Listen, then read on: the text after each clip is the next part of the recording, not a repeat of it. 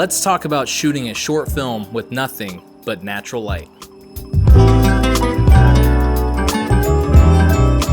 What's going on, everyone? Alex here, and welcome back to the channel. And if you're new to the channel, welcome. Today's video, we are talking about how to shoot a short film using nothing but natural light.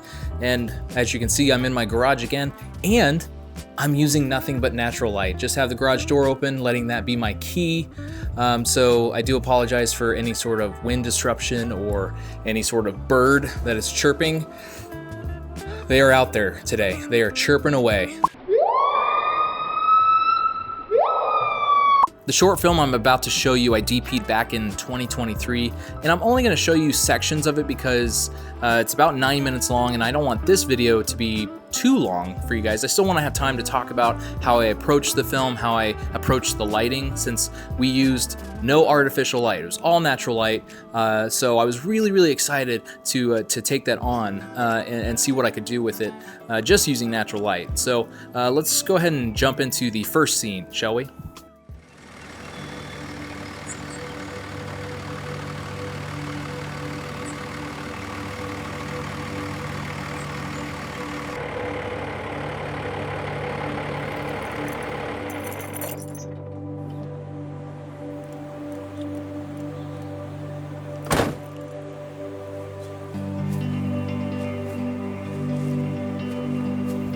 Go ahead and pause that, shall we? I'm going to set this down. What I loved about that scene in particular was we wanted to get that kind of sunrise shot, that beautiful sky, which we really lucked out on. We were really racing against the clock. You know, we met really early. Then we had to trek from our meeting location up to that location with all the gear, you know, all the crew. Crew was probably about, gosh, I mean, hopefully I'm not miscounting or misremembering. I want to say it was like 10 to 15. It was a pretty, I mean, that might be even more, but I feel like it was about that. And if not, I'll put the correct number up like right here. So we were racing against the clock. When you're racing with the racing with the clock. Hurry up, girls, hurry up. Second the chicken. Can't waste time. And as many filmmakers know, sunrise or sunset, it's very limited time. So we got up there, got set up, and we got a couple shots with that first, you know, sunrise shot. Beautiful, looked amazing, probably a little too dark. So then we reset, and what you just saw was basically that kind of, you know, right as the sun was really peeking over that horizon, and it just, that to me, that opening shot is just so beautiful. The next shot in particular I was really happy with, and we did rent a 12x12, which we did use right after the scene, but for this one we knew we were going to be tracking her. I was going to be walking backwards, give it that handheld feel, and that, how we were able to properly expose her face and not have the sun just blasting all over her face was pop-up diffusion, the 5-in-1 reflector, that whole kit. That's it. My second AC actually was walking, and that took probably, I think, like 3 takes. And yeah, I mean, it goes to show you, when you're making short films, especially using nothing but natural light, got to get creative. So let's go on to the next scene.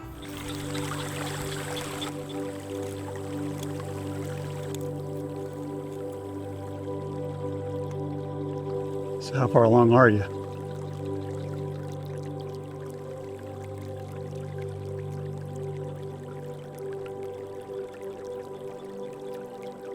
Are you more disappointed that it took me this long, or that I'm still not married? I'm disappointed that's your first thought.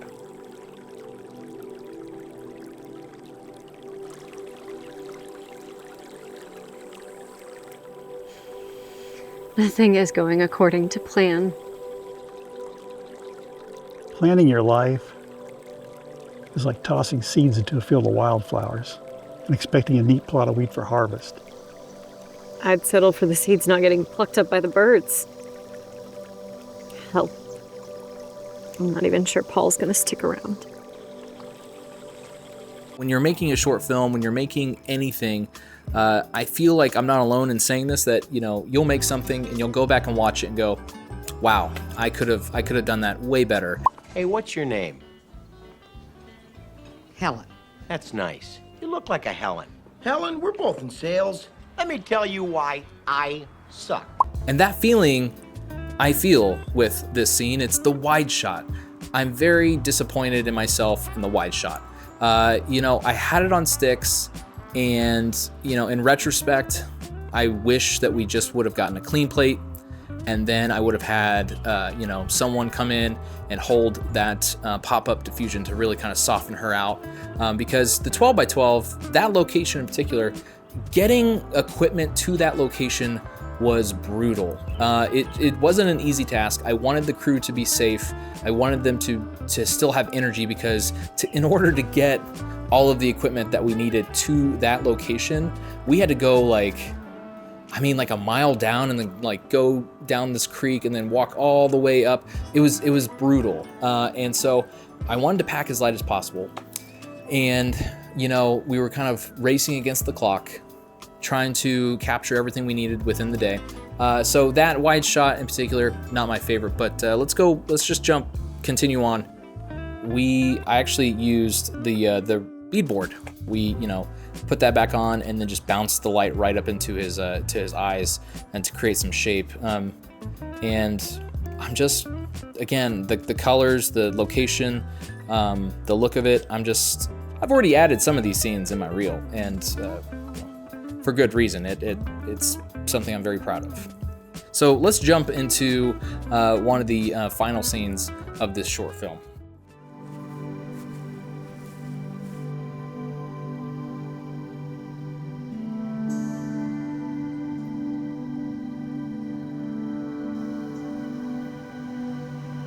I'm sorry about Paul. I never expected a happy ending. I just didn't expect this chapter of my life to end like this. Endings, each in their own way, are sad. But for every ending, there's a chance at new happiness. You were that for me when your mom died. So again, this is probably my second favorite scene. It's right up there with the last one. But what I love about this is you can see in this scene, we've got some pretty directional sunlight hitting them from the front. And then, we cut to the tights, and that's where we brought in that 12x12. And that one really helped with this scene. We didn't have to do too much, but I did want to create some more negative fill. So we definitely threw up, some negative fill. And I think I have a BTS shot of that. I'll throw it up right now, and you can see that kind of setup. But I just really loved, kind of the way the light was hitting the actors' faces with the natural light, and the delivery that they gave was just incredible. And I'll go ahead and pause it right there. I don't want to show too much. If you want to see this short film in its entirety, I'll have it linked right up here. I think I can do that with a card. If not, it's going to be in the description below. But yeah, that scene,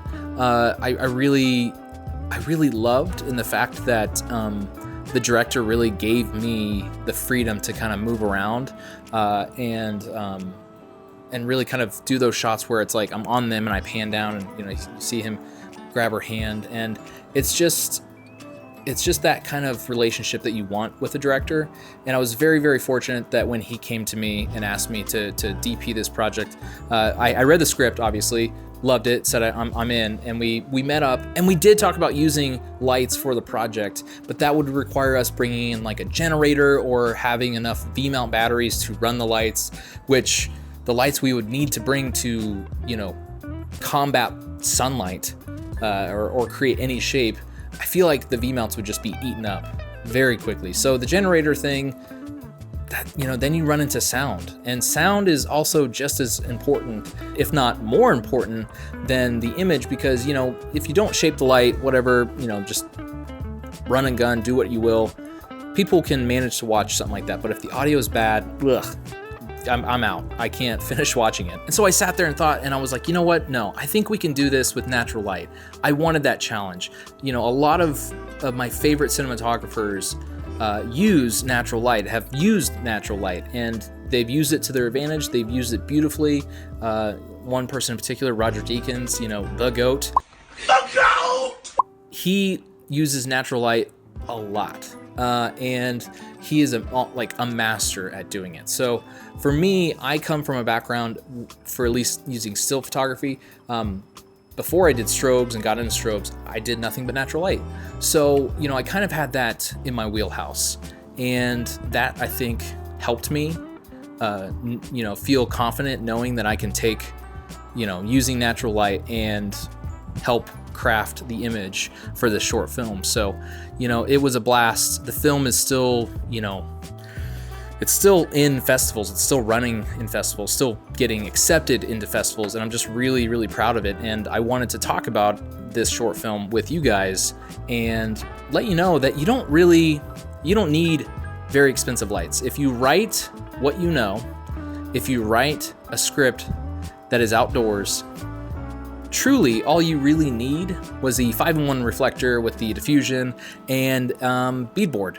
And if you're shooting something outdoors, I highly recommend having those in your kit at your disposal, because really those two things just helped with the short film and getting the images that I wanted out of it. So I hope you guys go check out the short film and enjoy it, and I hope you guys enjoy this video. If you did, subscribe if you aren't already, tap that notification bell so you can be notified when I upload a new video, and if you like this video, give it a thumbs up. Till next time, shoot to create.